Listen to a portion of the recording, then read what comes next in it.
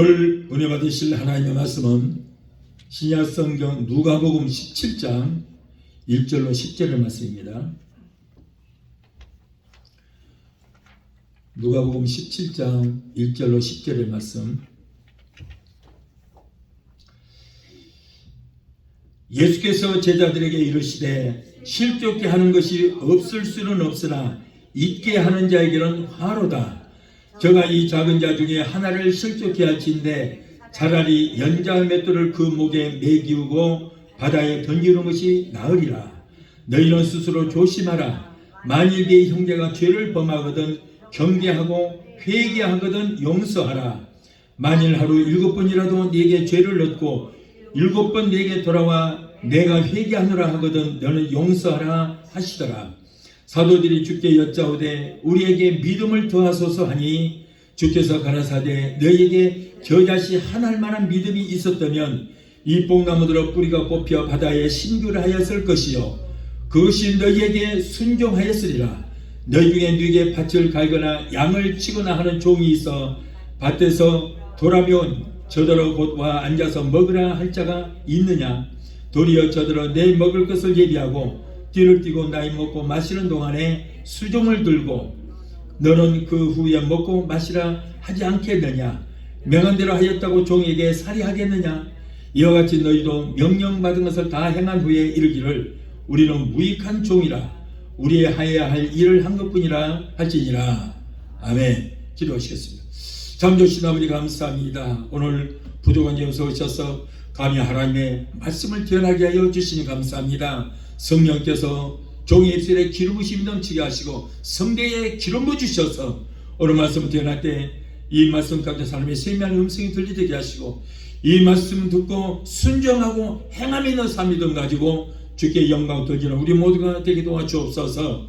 예배를 회개하는 흑암의 세력을 다 예수 피로 멸하여 주시고 오직 성령께서만 이 시간을 주관하여 주옵소서. 예수 이름으로 감사하며 기도하옵나이다.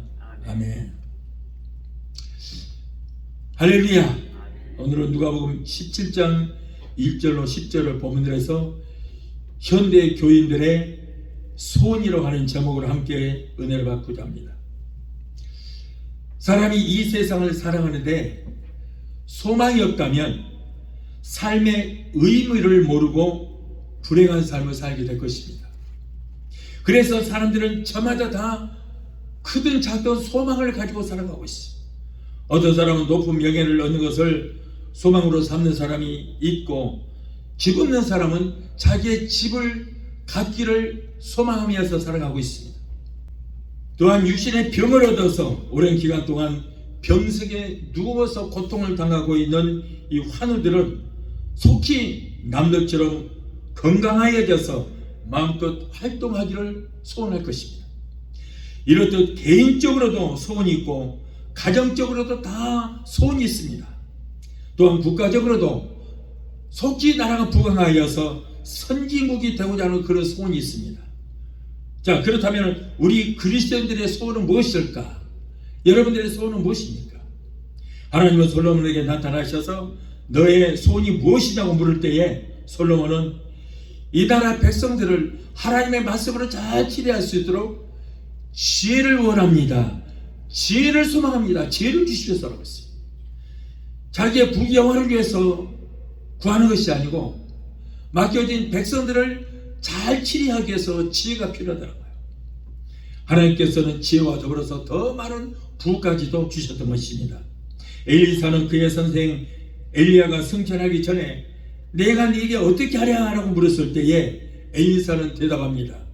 선생님, 당신의 영감이 내게 갑절이나 더 있게 해주시옵소서. 이것이 내 소원입니다 라고 했어요. 여러분, 우리는 다른 거 욕심 부리지 말고 영적인 축복을 구하시기 바라요. 이것이 가장 큰 축복인 것입니다. 그런가 하면 누가복음 10장 46절로 52절에 보면 예수님께서 눈먼 사람에게 내가 네게 무엇을 하여 주기를 원하느냐 라고 물었습니다. 내가 네게 어떻게 하랴? 예, 선생님이여, 내가 보기를 원하나이다 라고 그의 소원을 아뢰었습니다. 자, 그래서 오늘 이 시간에는 우리 그리스도인들, 특히 현대를 살아가는 그리스도인들의 소원이 무엇인가에 대해서 생각해 보면서 함께 은혜 받기를 원합니다. 오늘 본문의 말씀 보니까 예수님께서 제자들에게 천국 복음의 말씀을 전해주셨습니다. 그 내용을 보면 남을 실족해 하지 말라. 그런 일이 없을 수는 없으나 남을 실족하게 하는 사람은 연자 맷돌을 목에 걸고 깊은 바다에 빠지는 것이 나으니라. 어떤 사람은 이 말씀을 왜곡해서 누군가가 자신에게 좀 기분 나쁘게 하면은 당신은 나를 실족해 했다. 그러므로 연자 맷돌을 목에 달고 바다에 빠질 것이다 라고 이렇게 악담하는 사람도 있습니다. 그래서 여러분, 말씀을 우리가 잘 알고 말을 해야지 함부로 아무 말이나 쓰는 거 아니에요. 자, 여기에서 실족하게 하는 것들이란 원어로 스칸달라라고 하는 것입니다. 스칸달라고 해서 복수형으로 되어 있고 그 뜻은 덫을 만들어 놓고 그 덫에 걸리도록 미끼를 놓았다 하는 뜻이에요. 이것이 바로 스칸달라라고. 따라서 실족하게 한다는 것은 미끼로 어리석은 사람을 유인해서 덫에 걸리게 하는 것. 자, 쉽게 말하자면 죄를 짓게 만들어서 마귀의 소나기에 빠지게 하는 것이다. 자, 이러한 스칸달라의 대표적인 인물로는 삼손에게 덫에 미끼였던 들릴라를 우리가 알 수가 있습니다. 사사기 16장 보면은 4절로 21절까지 쭉 보면은 소매 골짜기에 들릴라라고 하는 여인이 있는데 이 여인을 삼손이 사랑했다고 그랬어요. 이게 블레셋 사람의 방백들이 이 여인에게 들릴라에게 자꾸 찾아옵니다. 당신 삼손하고 친하지 않느냐? 그런 삼손의 힘을 좀 빼야 되겠는데 저 힘이 어디서 나오며 어떻게 하면 저 힘을 뺄 수 있는가? 네가 좀 알아봐라. 네가 일을 잘하면 너에게 은 1,100냥을 줄 것이다. 그랬어. 눈이 번쩍 뜨이는 거예요. 1,100냥. 사랑이고 무엇이고. 그러면 내가 1,100냥을 벌기 위해서 내가 당신의 명령대로 하겠습니다. 그러고는 이제 그 다음부터는 들릴라가 삼손만 만나면은 여보, 당신 내가 사랑하는 거 알지? 그래서 그러는데 당신이 어디서 그런 힘이 나오는지 알고 싶어서 그래. 왜 그렇게 힘이 세게 된 거야? 원인이 무엇이야? 자꾸 묻는 거예요. 그 마음이 괴롭죠. 가르쳐주면 안 되는데 자꾸 그래도 묻는 거예요. 여기서 들릴라는 블레셋 사람의 방백들이 만들어 놓은 덫의 미끼 역할을 하고 있는 거예요. 블레셋 사람들이 이 지금 들릴라를 미끼로 삼아서 삼손을 덫에 걸게 하는 거예요. 이것이 바로 신축케 하는 거예요. 만일 삼손이 이 미끼인 들릴라에게 속아서 자기의 비밀을 다 털어내게 되면은 하나님 앞에서는 언약을 깨뜨리는 죄를 지어서 결국에는 원수의 덫에 걸리두고 마는 것입니다. 안타깝게도 삼손은 장녀 들릴라의 미끼를 확 물고 말았어요. 덥석 물었어요. 그러면 블레셋 방백들의 소나기에 넘어가고 말았습니다.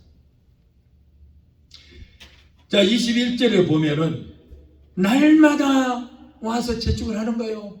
당신은 어디서 그런 힘이 나오느냐? 이유가 뭐냐? 자꾸 그러다 보니까는 삼손이 마음에 번뇌해서 죽을 지경이라고 하는 거예요. 그러거나 말거나 계속해서 삼손만 보면 자꾸 물어보니까 어쩔 수 없이 덫에 걸려들었어요. 그 비밀을 내가 말할 것이다. 나는 원래가 이 사사다. 사사. 그래서 나는 아직까지 태어나서 지금까지 내 머리에 삭도를 대지 않았다. 내가 힘을 쓰는 것은 내 머리에 이 머리카락 때문이다. 그런데 이 머리카락을 잘라버리면 나는 힘을 전혀 쓰지를 못한다. 그렇게 해줬어요.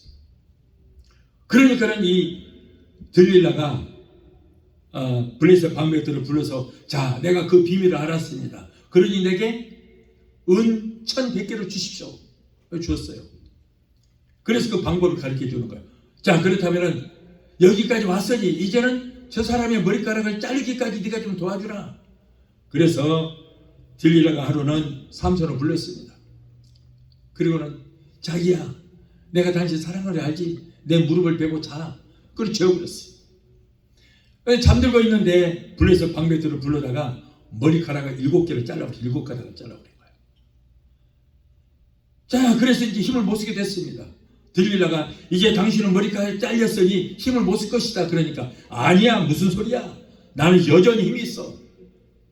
그런데 이 사람은 지금 여호와의 신 성령이 떠난 줄을 모르고 깨닫지를 못하고 있는 거예요. 여러분, 머리카락을 잘라서 머리카락 때문에 그런 것이 아니고 하나님과의 약속이었거든요. 하나님과의 약속으로 이 머리카락을 자르지 않으면은 하나님께서, 성령께서 너와 함께 할 것이고 그래서 너에게 엄청난 힘이 있을 것이다 라고 했는데 하나님 말씀을 거역함으로 성령께서 그에게 떠나버렸어요. 그런데 성령께서 떠난 줄을 모르고 있는 거예요. 아직까지도. 여러분, 우리가 조심해야 할 것입니다. 우리가 성령 받았는데 성령 우리가 잘못하면은 우리가 데살로니가서 5장 19절은 뭐예요? 성령을 소멸치 말라고 그랬거든요. 성령을 소멸하면 큰일 납니다. 성령은 떠나는 거예요. 보세요, 삼손도 성령이 떠나버렸어요. 그 다음부터는 어때요? 힘을 못 쓰게 되잖아요. 그래서 다윗도 뭐라고 합니까? 하나님이여, 내게서 성신만은 떠나지 않게 해달라고, 성령 떠나지 않게 해달라고. 성령은 소멸되는 거예요.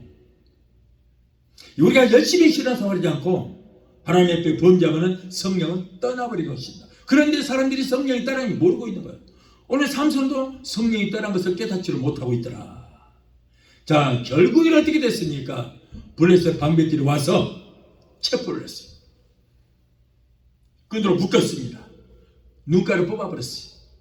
그리고 거기다 가두고 소가 끓여야 할 큰 맷돌을 그것을 달게 만들었던 거예요. 결국 패배자가 되어버렸어요. 블레셋 사람들의 미혹에 빠져서 삼손이 하나님께 버림받겠던 이 들릴라, 이 사람이 남을 실족케 하는 것, 이것이 스칸달라, 이것이 바로 실족케 하는 자다. 그 말이에요. 누군가를 넘어지게 하기 위해서 모함하고 함정을 만들어서 빠지게 하는 사람, 이것이 남을 실족케 하는 사람으로서 그런 사람 뭐라고 그래요? 성경에 연자맷돌로 목에 걸고 빠져 죽어라.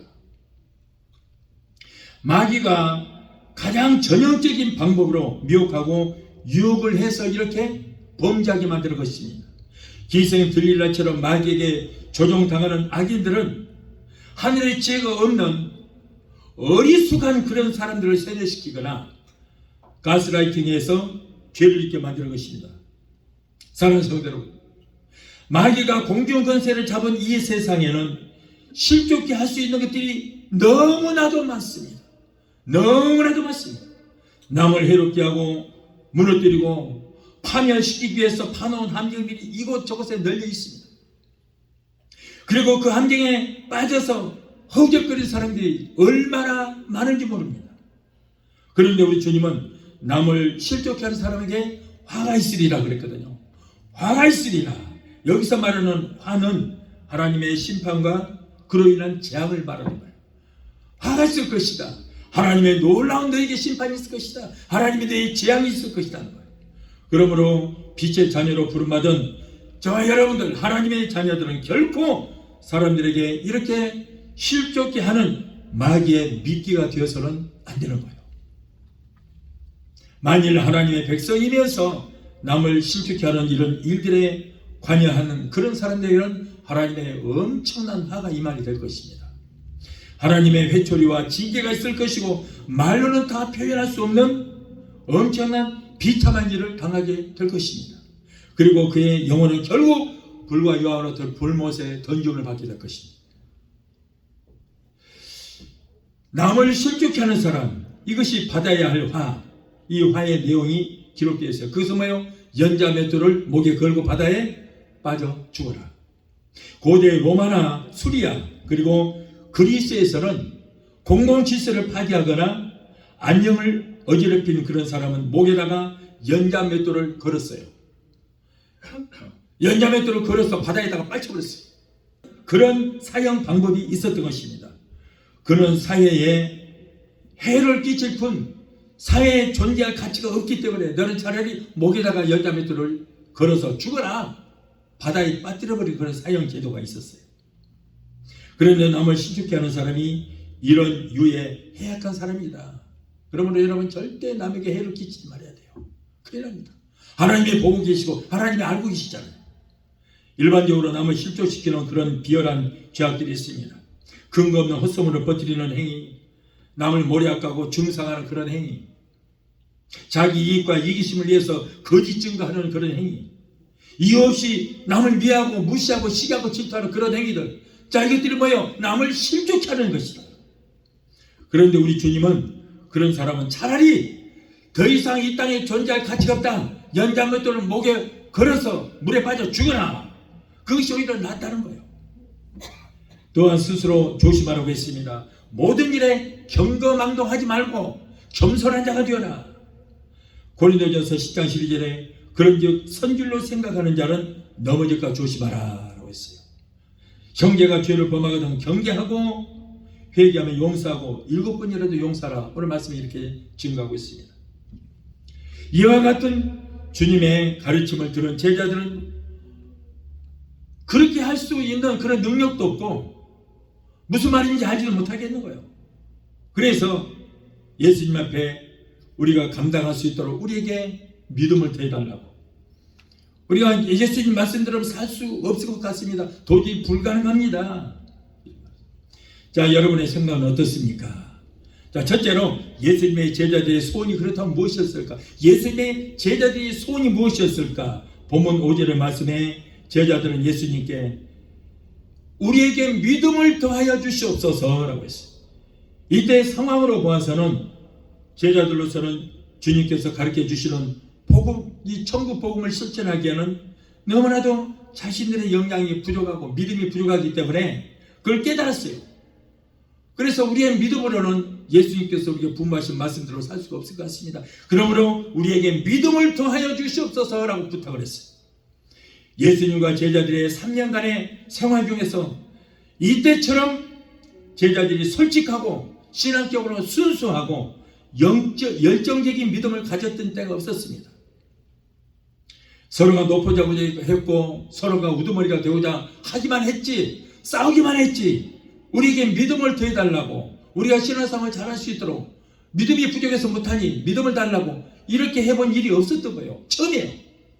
주여 우리에게 믿음을 더하소서, 우리에게 큰 믿음을 주시옵소서, 우리에게 주님께서 말씀하신 그 말씀을 우리가 감당할 수 있도록 우리에게 믿음을 주시옵소서라고 부탁을 해요. 이것이 바로 제자들의 순수한 첫 번째 소원입니다. 오늘날도 내 믿음 이만하면 됐지라고 교만을 부리는 그런 사람은 절대 소망이 없어요. 그 사람은 거기서 끝입니다. 발전이 없습니다. 주여 나를 불쌍히 여기소서, 믿음 없는 나를 도와주시고 나를 불쌍히 여기시고 내게 믿음을 더하여 주시옵소서 라고 겸손한 자가 성령께서 이렇게 은사 믿음의 은사를 주셔서 믿음의 한층 성장하는 거예요. 하나님은 그런 자를 원하시지. 내 믿음이 이만하면 됐어, 나는 이 정도면 충분해, 근데 니들 믿음이 뭐냐 라고 하는 사람은 거기서 끝이에요. 내가 믿음이 부족한 것을 알고 깨달아야 믿음을 달라고 기도할 수 있고 그래야 믿음이 성장하잖아요. 그런데 오늘날 교만한 사람들이 얼마나 많은지 몰라요. 자, 둘째로 오늘의 우리 그리스도인들의 그러면 소원이 무엇이어야 합니까? 우리 그리스도인들은 어떤 소원을 가져야 됩니까? 제자들은 더 큰 믿음을 갖는 것이 소원이라고 했는데, 그렇다면 우리는 어떤 소원을 우리가 하나님께 아뢰야 될 것인가? 만약에 솔로몬처럼 또는 엘리야처럼 이 시간에 하나님께서 우리에게 내가 네게 무엇을 하여 주기를 원하느냐라고 물으신다면 이 시간 여러분들은 어떤 소원을 달라고 우리 예수님 앞에 간구를 하시겠습니까? 어떤 소원입니까? 별의별 소원을 다 말할 수 있겠죠. 그러나 이 폐역하고 죄악된 세상에서 어떻게든지 주님의 일을 하다가 하나님 나라가는 것이 우리들 현대 그리스도인들의 최후의 소망이 되어야 될 줄 믿습니다. 뭐라고요? 하나님 일을 하다가, 하나님 일을 열심히 하다가 하나님 나라에 가는 것이 우리의 소원이 되어야 된다. 찬송가에도 뭐예요? 내 평생 소원 이것뿐, 주의 일 하다가 이 세상 이별하는 날 주 앞에 가겠네. 자, 이것이 소원이에요. 내 평생 소원 이것뿐, 주의 일 하다가 주에다가 주 앞에 가리라. 이런 찬송도 있듯이 우리 성도들의 소원은 오직 그것이 소원이 되어야 될 줄 믿습니다. 이거 외에 다른 거 뭐 있습니까? 주님의 일을 한다고 그러니까 뭐 거창하게 생각할 거 없어요. 주님의 일이 무엇이 주님의 일입니까? 무엇이 주님의 일입니까? 주일을 한다는 것은 성도가 각자 자기 맡은 분야에서 최선을 다하는 것, 이것이 바로 주일을 하는 거예요. 이것이 바로 하나님 일을 하는 거예요.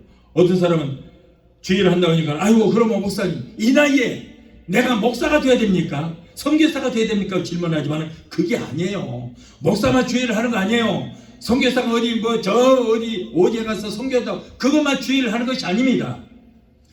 우리가 신앙생활하면서 목사는 목사로서, 장로는 장로로서, 권사는 권사로서 교회에서 자기가 맡은 부서에서 감사함으로 최선을 다하는 것이, 이것이 주일을 하는 거예요. 아멘. 자, 성도는 그러면 성도는 무엇이 주일을 하는 거예요? 성도는 성도로서 자기 자리를 철저히 지키고 주일 성수 잘하는 것, 이것이 바로 주일을 하는 것입니다. 거창하게 생각할 거 없어요. 주일 하면 교회에 내 자리 지켜야 되는 거예요. 이것이 주일을 하는 거예요. 한국에 제가 나갔던 교회에서는 그저 감사합니다 라는 권사가 있어요. 360을 철회하는 거예요. 360을 철회. 주일날도 토요일날 밤을 새우고 철회하고 주일날도 집에 안 가요. 그러면 그 자리 지키는 거예요. 그리고 기도하라고 그러면 기도가 주여 그저 감사합니다 하나님, 그저 감사합니다. 내용이 그거밖에 없어요. 아무것도 없어요. 그저 감사하는 거, 그게 진짜 기도잖아요. 그러면 이분은 왜 그렇게 처리하면서 맨날 그렇게 나오시는가? 자기 자리 지키기 위해서 그런 거예요. 자기 자리 뺏기면 난리가 납니다. 자기 자리 누가 앉으면 큰일 나요. 아주 그걸 까무러쳐요. 그 자기 자리 지키기 위해서 365일 비가 오나 눈이 오나 한 번도 빠지지 않고 거기다 지키라. 여러분, 성도는 주일날 철저하게 어떤 일이 있어도, 죽을 일이 있어도, 교회 와서 죽이면 뭐예요? 순교잖아요. 순교. 교회 와서 죽으면 순교예요. 그러면 교회 와서 죽으면 그 즉시 순교자로서 천국 가요. 100% 가는 거예요. 완행열차 안 해요. 급행열차 타고 천국 가버리는 거예요. 이것이 바로 주일을 하는 거예요. 각자 분야에서 최선을 다하는 거. 내가 맡은 분야에서. 성도는 성도대로 내 자리 철저히 지키고 주일 성수 잘하는 것. 이것이 바로 주일을 하는 것입니다. 이렇게 주일을 하다가 이 세상 떠나서 천국 가는 것이 우리의 소망이 되어야 될 줄 믿습니다. 그거 외에 다른 건 뭘 소망하십니까? 이 땅에서 잘 먹고 잘 사는 거예요? 잘 살고 안 그래도 지금 배가 터지게 먹고 사는데 뭘 잘 먹고 잘 살아요? 얼마나 더 잘 먹고 잘 살아요? 우리의 소원은 오늘 또 우리가 이 교회에 나와서 예배 드리는 것은 목적이 뭐예요? 단 하나요.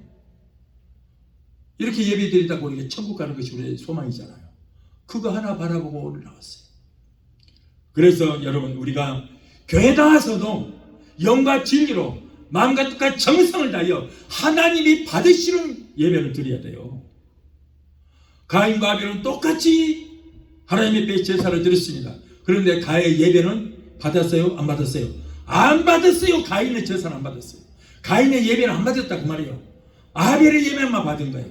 우리가 똑같이 이렇게 와서 예배를 드려도 어떤 마음으로 예배를 드리느냐에 따라서 그 사람의 예배를 받고, 그렇지 않으면 안 받아요. 우리 무리의 모든 예배를 한꺼번에 받으시는 것이 아니고 우리 각자의 예배를 받으시는 겁니다. 그래서 우리가 영과 진리로 마음과 뜻과 정성을 다하여 드리는 예배만 받으신 줄로 믿습니다. 자, 이렇게 우리가 주일을 하고 열심히 신앙생활을 하기 위해서는 뭐가 필요해요? 믿음이 있어야 된다. 믿음이 없으면 안 돼요. 주님께서는 제자들이 믿음 없이 행할 때에 어찌하여 너에게 믿음이 없느냐, 어찌하여 네가 의심하느냐 라고 말씀하셨어요. 책망하셨어요. 그러므로 우리가 이 세상에서 하나님을 믿고 하나님의 일을 하면서 살아가기 위해서는 여러분 우리가 믿음을 가져야 될 줄 믿습니다. 예수님의 제자들이 우리에게 믿음을 더하여 주시옵소서라고 간구했듯이 성도들에게도 가장 필요한 것이 뭡니까? 바로 믿음이라는 거예요. 믿음이 있어야 주의 일을 하는 거예요. 그래서 이 시간 우리들의 기도의 제목은 주여 나에게도 믿음을 더하여 주시옵소서, 주여 나에게도 큰 믿음 주시옵소서라고 기도하는 저와 여러분이 되어야 될 줄 믿습니다. 히브리서 11장에 기록된 많은 믿음의 주인공들을 보십시오. 그들은 한결같이 그렇게 어려운 가운데서도 믿음을 잃지 않았습니다. 믿음을 끝까지 지킨 사람들. 그래서 히브리서 11장 6절에 믿음이 없이는 하나님을 기쁘시게 하지 못한다. 보세요. 하나님이 기쁘시게 하는 거예요. 오직 믿음이다. 믿음이다. 믿음이 없으면 절대 하나님을 기쁘시게 할 수 없다. 그러므로 우리는 하나님을 기쁘시게 하기 위해서 믿음을 구해야 될 줄 믿습니다. 하나님은 항상 믿음의 사람을 들어서 그 시대에 쓰시었습니다. 하나님은 학벌이 많고 권력이 있고 돈이 많고 몸이 건강하고 얼굴이 야고 잘생기고 그런 사람을 쓰는 것이 아니에요. 잘생겼든 못생겼든 재물이 있든 없든 학벌이 있든 없든 어떤 사람? 믿음이 있는 사람을 쓰시라고 해요. 믿음이 있는 사람. 자, 사무엘 선지자가 하나님의 명령을 받들어서 이스라엘 둘째 왕을 선택하여 기름을 부려고 베들레헴 이새의 집에 갔습니다. 자, 거기 보니까 너무 잘생긴 아들들이 쭉 있는 거예요. 7명이 쫙 있는 거예요. 7명.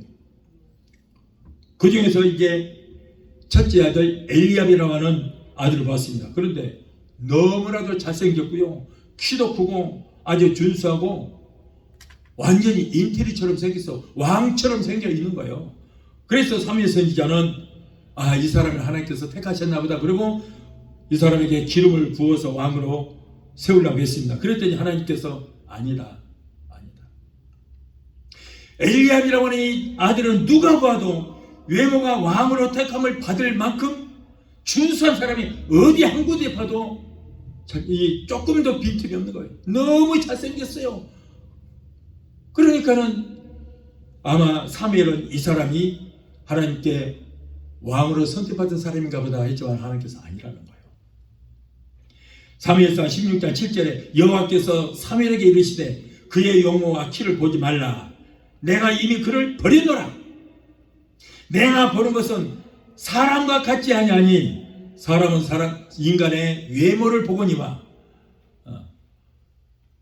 그러나 나 여호와는 그 사람의 중심을 보느니라. 마음 중심. 다시 말해서 그 사람의 믿음을 보신다. 하나님을 얼마나 사랑하는가 그 마음을 보신다는 걸 강로 보는 거 아닙니다. 결국 이세의 아들들, 자 그러면 둘째 아들 지나가라. 둘째 아들 지나가는데 너무 잘생겨도 그런데 이 사람도 아니면 하나님 고기를 흔들어. 셋째 아들 아니라.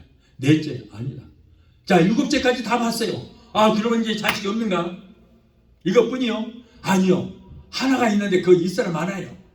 막내가 있는데요, 이 사람은 지금 이 아이는 양치고 있습니다. 왕감이 아닙니다. 그냥 지나가시죠. 아니야. 데려와. 데려와서 보니까 8째 막내예요. 첫 번째부터 7째까지는 다 준수하고 그러는데 이건 아니란 말이에요. 그런데 하나님께서 바로 이 아이다. 그래서 다윗에게 기름을 부어서 이스라엘의 둘째 왕으로 세우셨습니다.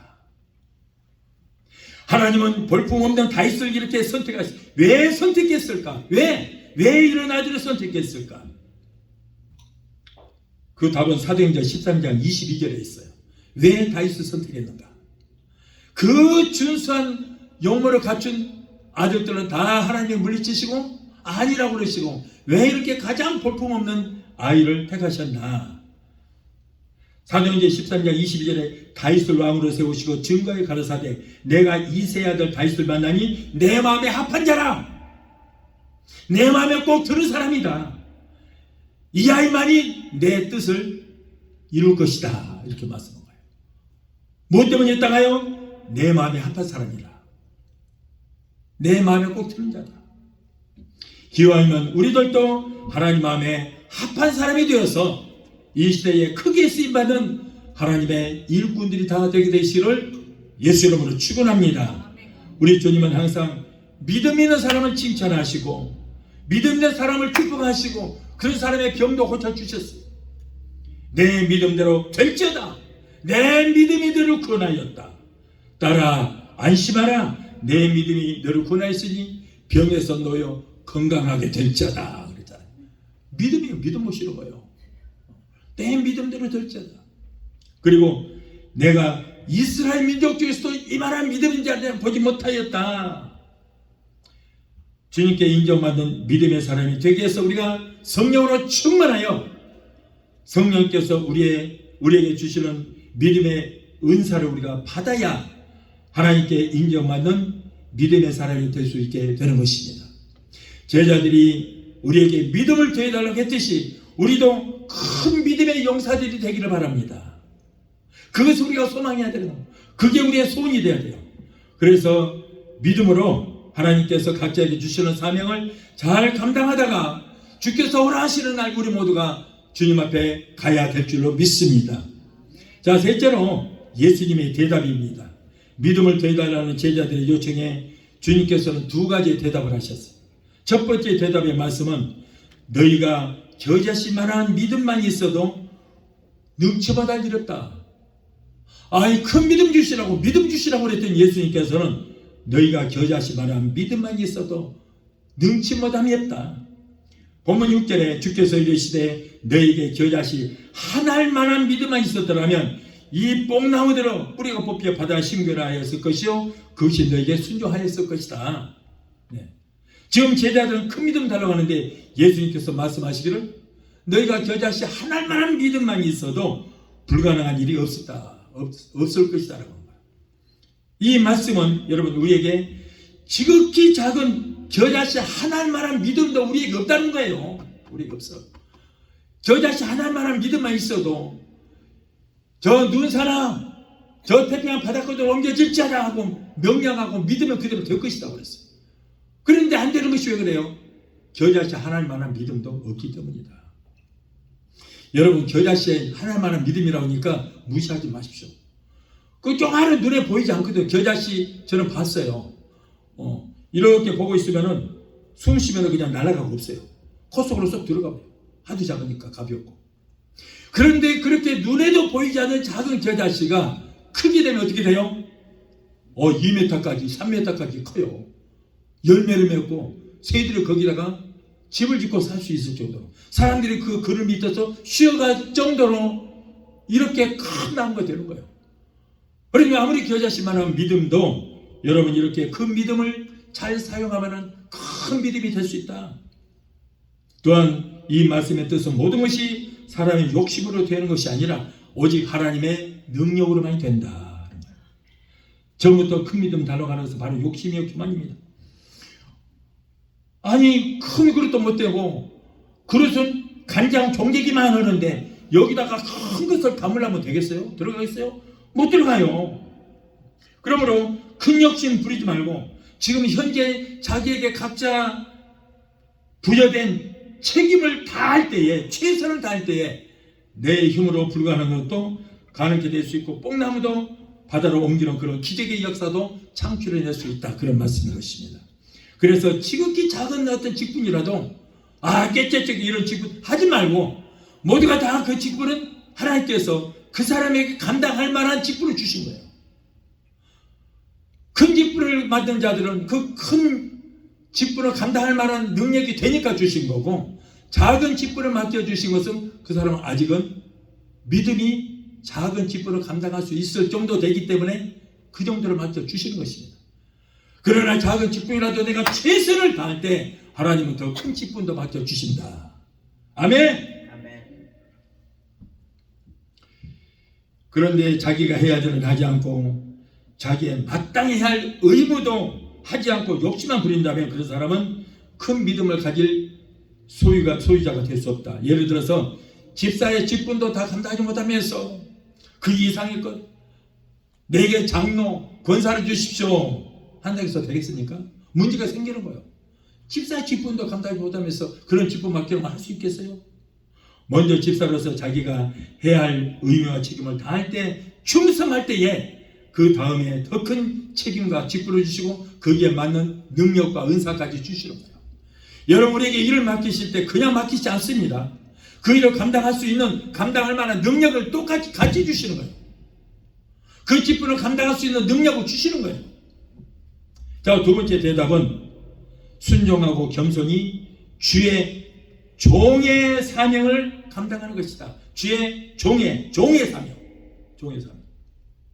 이 본문 7절을 보니까 너희 중에 네게 밭을 갈거나 양을 치거나 하는 종이 있어 밭에서 돌아오면 저더러 곧 와서 앉아서 먹으라 할 자가 있겠느냐?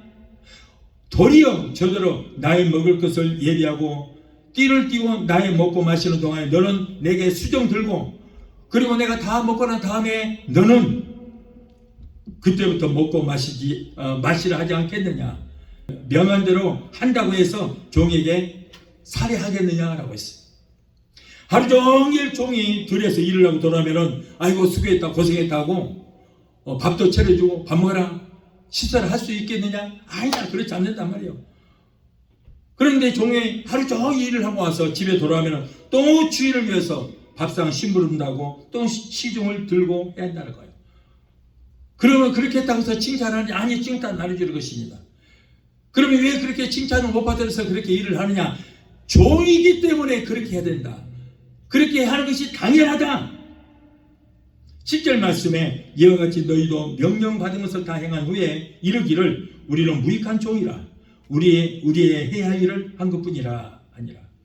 여러분, 종이 아무리 일을 해도 주인이 칭찬하지 않고 종은 어차피 또 와서 일을 하고 들어가도 또 시중을 들고 하듯이 우리도 하나님의 종이기 때문에 칭찬을 안 하시더라도 내가 할 직분을 다 감당해야 된다는 거예요.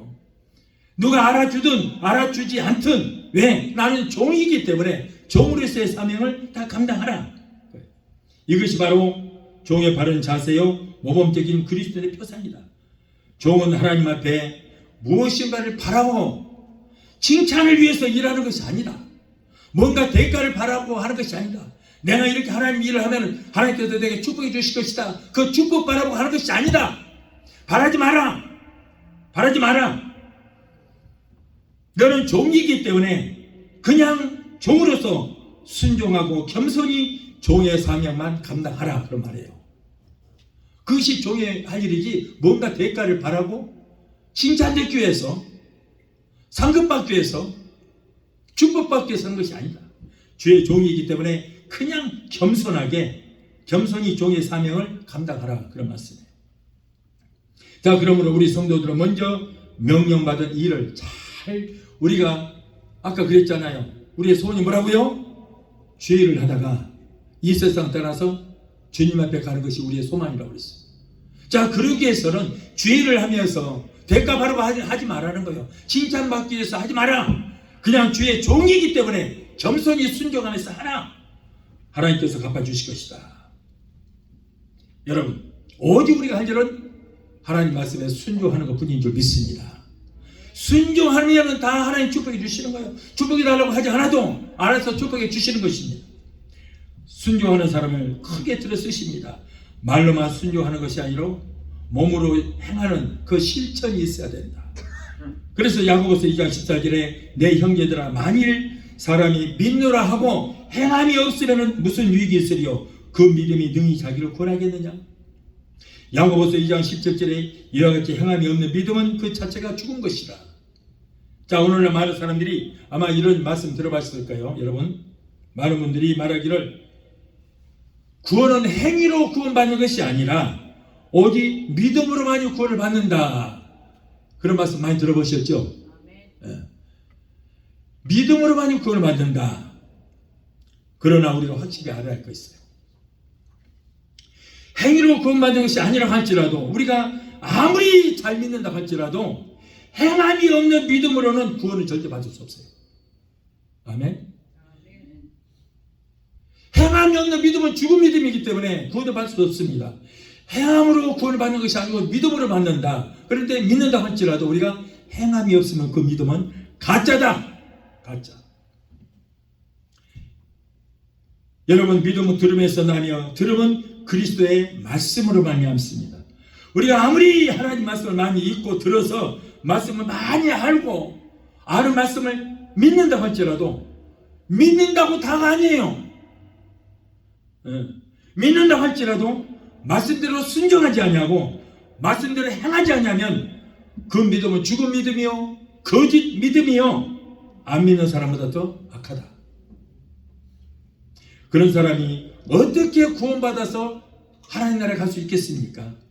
야고보서 2장 14절로 17절에 내 형제들아 만일 사람이 믿음이 있노라 하고 행함이 없으면 무슨 이익이 있으리요?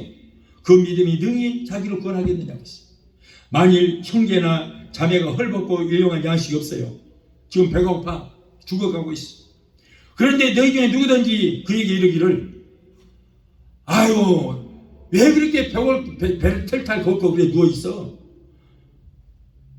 오늘날 젊은 애들은 그래요. 옛날에 우리 부모 세대는 정말 힘들게 살았단다. 하루 세끼 밥도 못 먹고 살고 너무나도 배고프게 살았단다.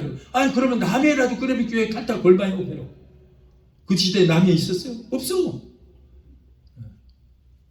오늘날도 마찬가지예요. 아니 그렇게 왜 배고프게 살아? 먹으면 될 거 아니야? 남해라도 사다 먹어.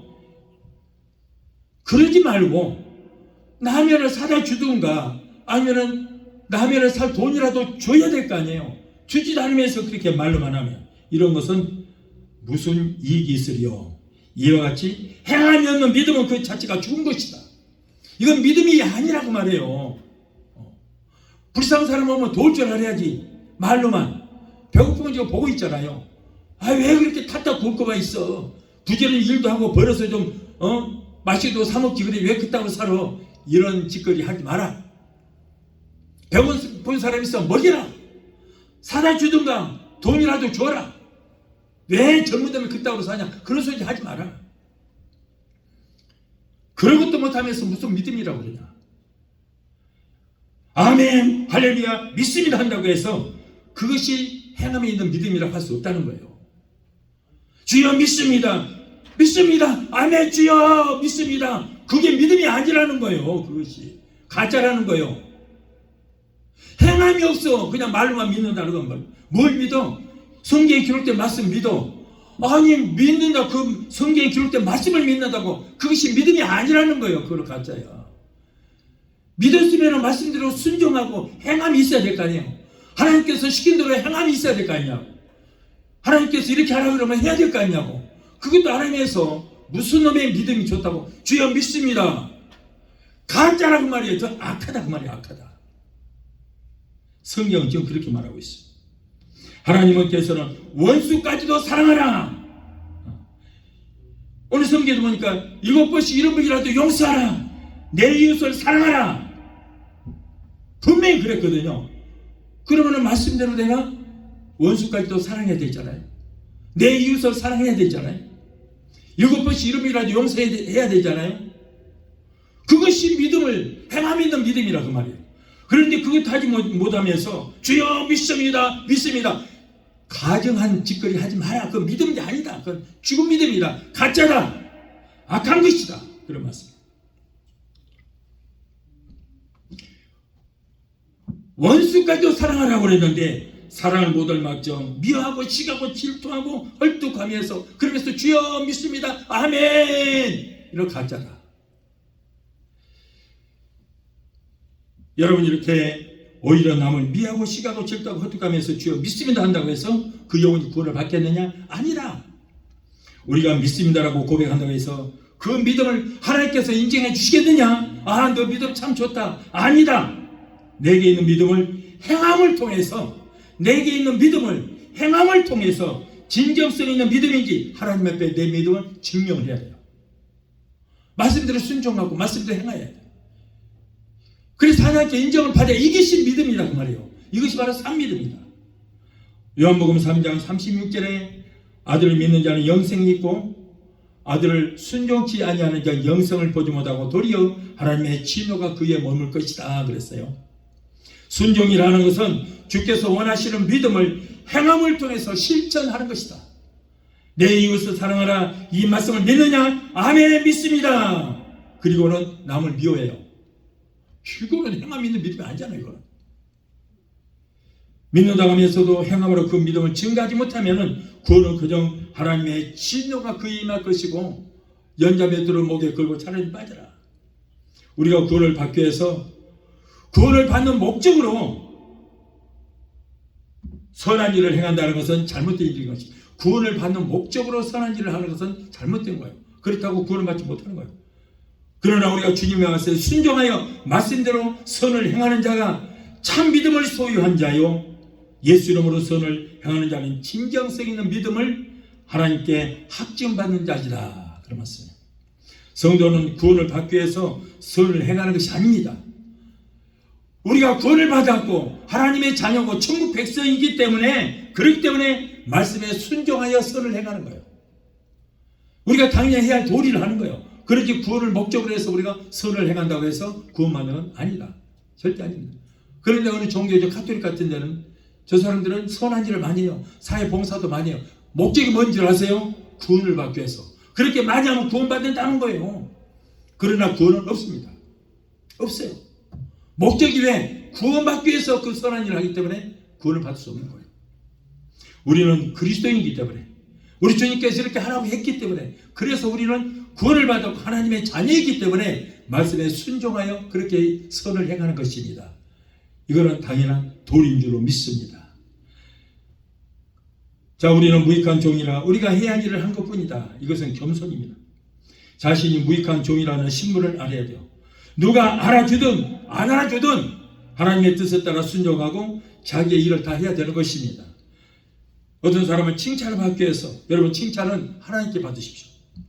만일 이 땅에서 내가 뭔가 하나님 일을 하고 칭찬을 받기 위해서 하고 이 땅에서 칭찬을 받고 아이고 일을 쓰십시오. 아이고 잘했습니다. 여러분 박수 보내십시다. 칭찬했어요. 그러면 이 사람은 하늘나라의 상급이 없습니다. 왜? 하늘나라에서 받을 상급을 이 땅에서 받아버렸죠. 박수를 받아버렸어. 그렇기 때문에 여러분 하늘나라에서는 아무런 상급도 없어요. 이 땅에서 받아봐야 박수 한 번이지만 천국에서 받으면 뭐예요? 면류관을 쓰게 되는 거예요. 면류관. 이 땅에서도 자자손손 갚아주시지만은 면류관을 쓰고 10고 20고 맡아서 왕노릇하는 거예요. 그런데 이 땅에서 박수 받아버리면 천국에서 그게 없어져 버려요.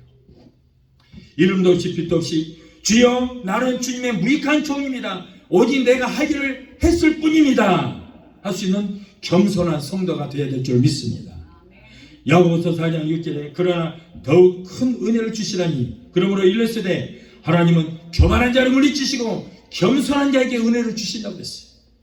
오늘날 사람들은 다른 사람들에게 자신의 답답한 속마음을 털어놓고 누군가가 내게 위로해 주기를 바라고 있습니다. 그런데 이 땅에는 여러분 누구나 다 위로를 필요한 사람들밖에 없어요. 누구나 다 위로받고 싶은 사람밖에 없어요. 그런데 누가 누구를 위로해 주겠어요?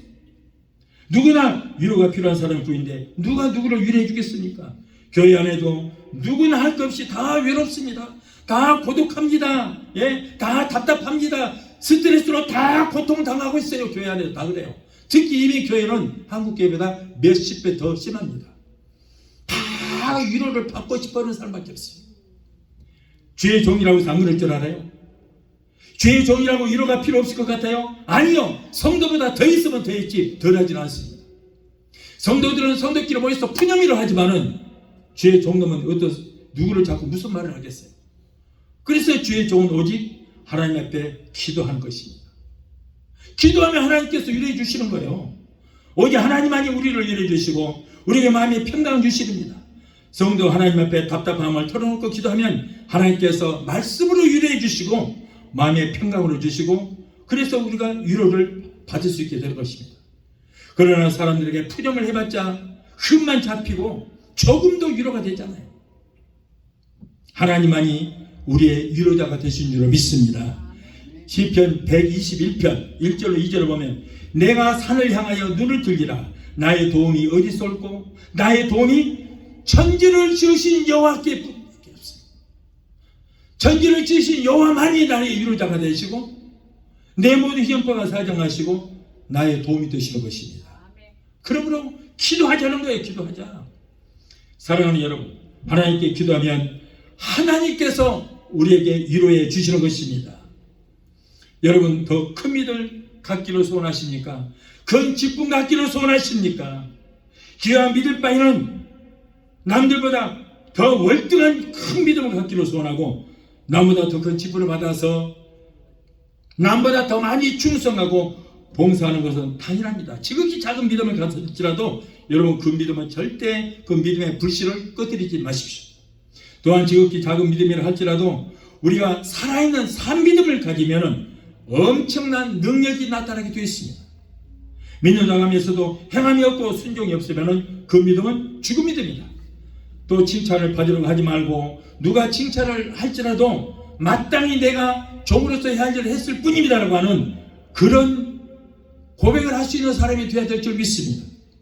그렇게만 된다면 주님은 반드시 우리에게 큰 믿음 주셔서 뽕나무대로 명령해서 저 바닥으로 던지라고 명할 때에 여러분, 그렇게 이루어지는 기적의 역사가 일어나게 될 줄로 믿습니다. 사랑하는 성도 여러분, 현대 교인들은 첫째도 둘째도 셋째도 모두가 믿음 갖기를, 큰 믿음 갖기를 소원하고 있습니다. 성경에 기록된 말씀을 믿고 말씀에 순종하고 말씀대로 행함이 있는 살아있는 믿음들을 다 소유하게 되시기를 바랍니다. 큰 믿음도 아닙니다. 우리에게 큰 믿음도 아니, 겨자씨 하나만한 믿음만 있어도 산을 옮길 만한 능력이 나타납니다. 작은 믿음이라도 살아있는 믿음이라야 싹이 나고 자라서 열매를 맺게 되는 것입니다.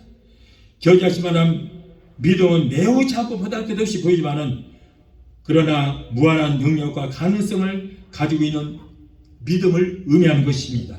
오늘 말씀 듣는 성도 여러분들은 기왕이면 큰 믿음 받아서 이와 같은 기적을 일으키고 역사를 변화시키는 믿음의 주인공들이 다 되게 되시기를 예수 이름으로 축원합니다. 찬양 한 곡 하시고 기도하시겠습니다.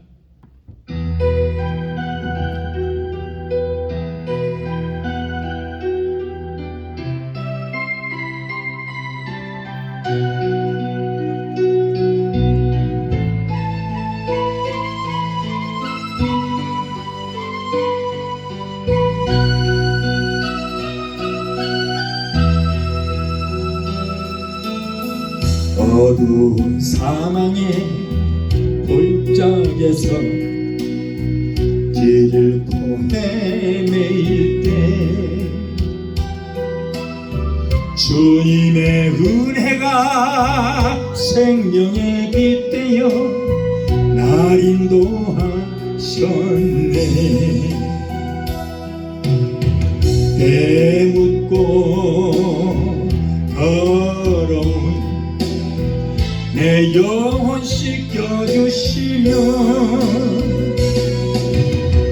내 마음속에 성령 주시어 기쁨으로 살게 하시네.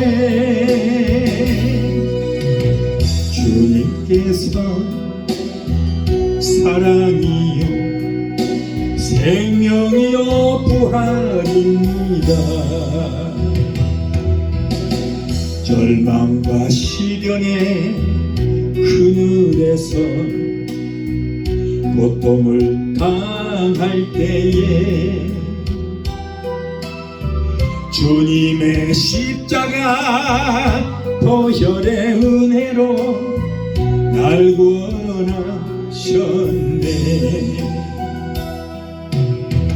구원의 축복으로 생명줄 이어주시며 내 이웃을 내 몸과 같이 사랑하며 살라 하시네. 주님께서 사랑이요 생명이요 부활입니다. 기도하시겠습니다. 거룩하신 하나님 아버지, 사람들에게는 누구나 소원이 있습니다. 우리 그리스도인들에게도 다 같은 소원이 있습니다. 이 땅에서 열심히 주의를 하다가 주가 오라 하시는 날 주 앞에 가는 것이 우리의 모두의 소원인 것을 믿습니다. 주의 종들로서 주의를 감당하기 위해서 우리는 믿음이 필요합니다. 성령께서 주시는 믿음의 은사 믿음 받아서 기쁨으로 주의를 하는 우리 모두가 되게 하여 주시옵소서. 예수 이름으로 감사하고 축복하며 기도합니다. 아멘.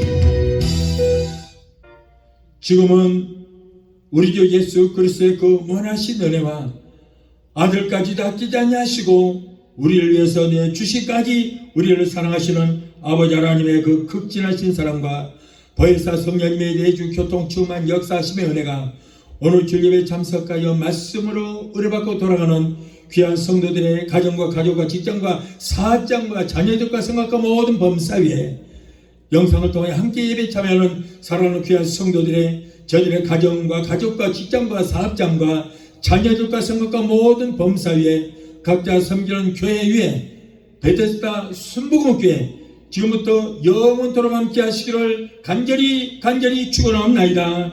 아멘.